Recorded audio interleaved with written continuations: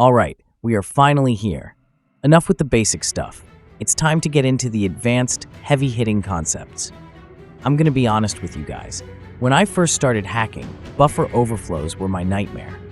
Whenever I saw a course on binary exploitation, I would literally say, "Oh, hell no, what even is that?" and skip it. I'd tell myself I'd learn it later, but really, I just didn't want to touch it. I don't know if that was just me or if you guys feel the same way, but I suspect I'm not alone. I always thought, why can't someone just explain this with a real-world example? Why does it have to be so complicated? So that is exactly what I'm going to do today. I am going to explain buffer overflows in a way that is so easy to understand, you will never have to ask about this topic again. I promise you, this will be the best video you ever watch on the subject. One quick note, I'm from Spain, living in Europe, so English isn't my first language. I write my own scripts with my own messy grammar because I want to keep it real. I use AI to help polish the English, so it sounds good for you guys. But the hacking? The knowledge? That is 100% me. I tried asking AI to write a hacking script once, and it just told me I can't do that. It violates policy. So yeah, you're getting the real deal here. Sorry for the long intro. Let's get into the video. But before we start, do me a favor, smash that like button and subscribe. Let's go. So what exactly is a buffer overflow? To understand this, we have to strip away the scary computer science terms and just talk about physics and containers. Imagine you are sitting at a table and you have a paper cup. That cup is designed by the manufacturer to hold exactly 10 ounces of water. That is its physical limit. In programming terms, that cup is a variable, and that 10-ounce limit is the buffer size. Now, in modern languages like Python or Java, if you try to pour 20 ounces of water into that cup, the universe stops you. The language says, "Whoa, that's too much," and it spills nothing. It crashes safely or gives you an error. But C and C++, the languages that built the internet, Linux, and Windows, they don't have those safety rails. They assume the programmer is smart enough not to overfill the cup. So what happens if I take a pitcher of water and pour 20 ounces into that 10-ounce cup in C? It doesn't stop at the rim. It overflows. The water spills out of the cup, runs down the side, and splashes all over the table. It soaks the tablecloth, it ruins the papers sitting next to it, and it makes a huge, uncontrollable mess. In computer memory, it works the exact same way. A program sets aside a specific chunk of memory to hold your data, like a password. If the programmer allocated space for 8 characters and you type in 500 characters, the computer doesn't stop you. It keeps writing, it fills the buffer instantly, and then it continues writing those extra characters into the memory addresses sitting right next to it. It overwrites whatever was there before. Now, if we were just making a mess, the program would simply crash, and that would be a denial of service. That's annoying, but it's not hacking. We aren't just vandals, we are hackers. We don't want to just break the cup, we want to control where the water goes. To understand how we do that, we need to look at the architecture of memory, specifically a structure called the stack. Think of the stack like a waiter in a really busy high-end restaurant holding a literal stack of dinner plates. He adds plates to the top, and he takes plates off the top. It's a last-in, first-out system. When a program runs a function, like check password, it doesn't just run it in thin air. It creates a new plate, which we call a stack frame, and puts it on top of the pile. This plate holds all the temporary stuff for that function. It holds the local variables, like the username you just typed and the password you are guessing. But here is the critical part that makes hacking possible.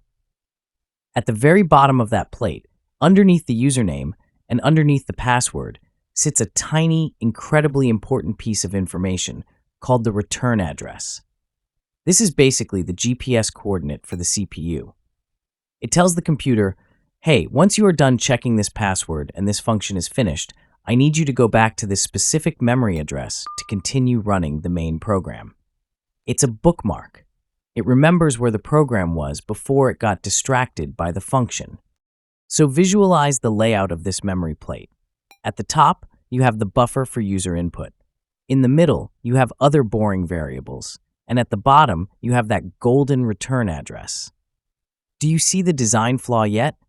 Memory grows down or up depending on the architecture, but the input writes towards the return address. If we pour too much data into the user input buffer at the top, it flows down. It crushes the variables in the middle. And if we keep pouring, if we send enough data, it eventually washes over the return address at the bottom. We have just overwritten the GPS coordinate that tells the computer how to think. So, what happens when we overwrite that return address? Let's say we flood the input with the letter A. In computer language, which is hexadecimal, the letter A is represented by the number 41. So we send 500 A's, the buffer fills up, the variables get crushed, and finally, the return address gets replaced by 41414141. The function finishes its job. It checks the password, which is obviously wrong, and then it says, "Okay, I'm done. Where do I go next?" It looks at the return address to find its way home, but the address isn't the original code anymore. It's a bunch of 41s. The CPU blindly, obediently tries to jump to memory address 41414141, but that address usually doesn't exist, or it's protected, or it's just junk. So the CPU panics. It doesn't know where to go. It throws a segmentation fault error, and the program crashes. Most people see a crash and think, "Oh, it's broken." A hacker sees a crash and thinks, "I just touched the instruction pointer." The instruction pointer, or EIP, is the steering wheel of the computer. By overwriting the return address, we have successfully grabbed the wheel. We drove the car into a wall, which is the crash, but the fact that we could steer it at all means we have potential to drive it somewhere else. Now, we just need to stop driving into the wall and start driving to our destination. This is where the magic happens. We know we can overwrite the return address. We know we can tell the CPU to jump to any address we want, but where do we want it to go? We can't just tell it to go to Hackerland. We need to provide the code we want it to execute. This malicious code is called shellcode. Shellcode is a tiny, compact set of machine instructions written in assembly that tells the computer to do something specific. Usually, we tell it to spawn a command shell, like cmd.exe, which gives us control of the system. Hence the name shellcode. It's like a microprogram we inject into the memory. So, here is the new plan. Instead of sending 500 random A's, we're going to craft a very specific surgical payload. It looks like a sandwich.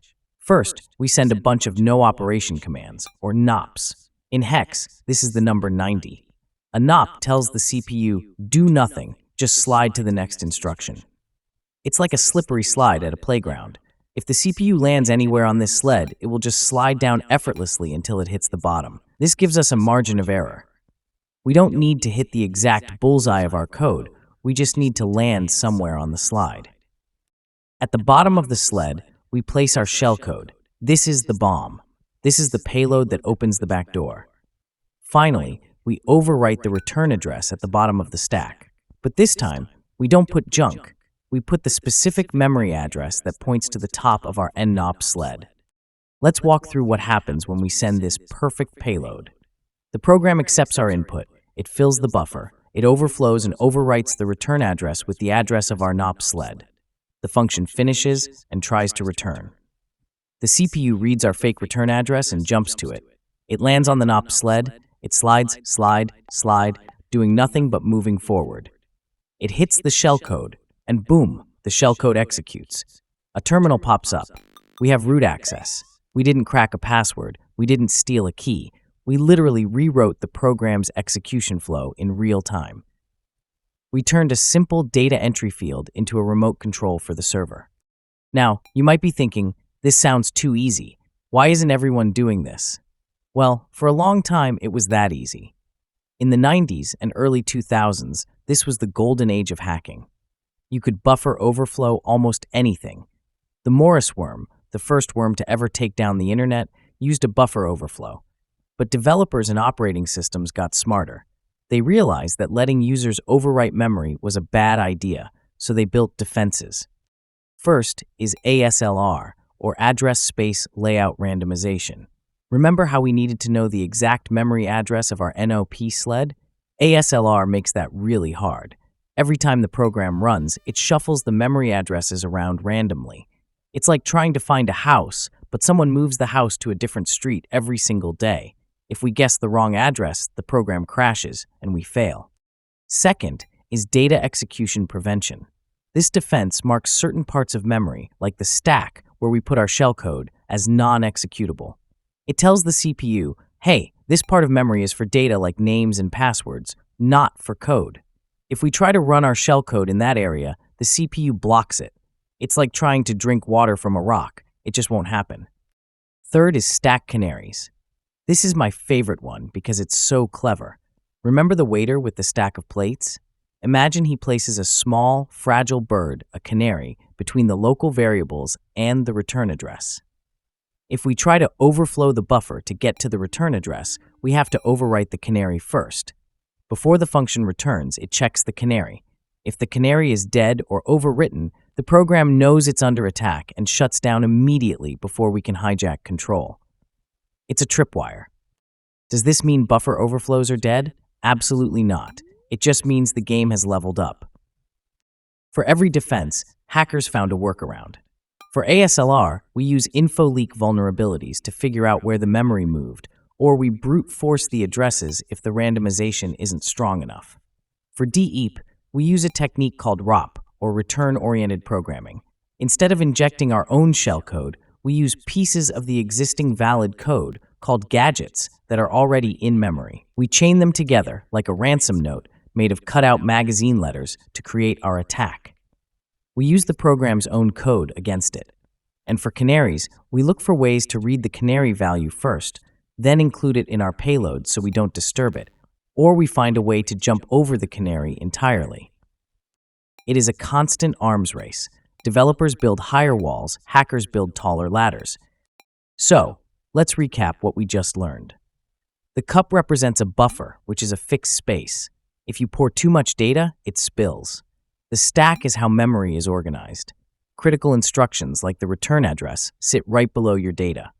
The crash happens when overwriting the return address with junk causes the CPU to get lost. The exploit happens when overwriting the return address with a pointer to our own code allows us to hijack the system. And finally, the defense involves ASLR, DEP, and canaries trying to stop us, but smart hackers like us will become learned to bypass them. This is the foundation of binary exploitation. It is the hardest, most technical, and most rewarding field in cybersecurity. If you can master this, you aren't just a user of tools, you are a master of the machine. Now, I know this was a lot of theory. In the next video, we are going to get our hands dirty. We are going to fire up a debugger, look at the memory in real time, and actually crash a program live on screen. So, if you made it this far, you are the real deal. That means you have the curiosity to be a great hacker. Don't forget to like the video to help with the algorithm, subscribe so you don't miss the practical demo next week, and drop a comment if you have any questions. Thanks for watching, and remember, one life, one shot, make it count.